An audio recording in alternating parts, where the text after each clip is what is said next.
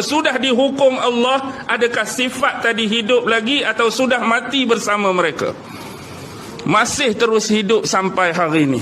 Manusia akhir zaman ada yang berpenyakit dan sudah dijangkiti dengan materialism, lebih kepada benda-benda sehingga meninggalkan syariat-syariat.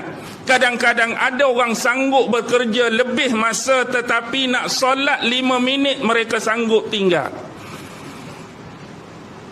Ada orang nak kaya, tak mau harta dia diusik dan dikeluarkan sehingga berjuta sanggup dia kumpul tetapi zakat dia lari daripada dikeluarkan. Ada orang yang tak mempunyai niat langsung ke tanah suci tapi London dia sampai, Bangkok dia boleh sampai, Paris dia boleh sampai, Amsterdam dia boleh sampai, tanah suci tak sampai-sampai. Ini berlaku kepada umat akhir zaman. Melihat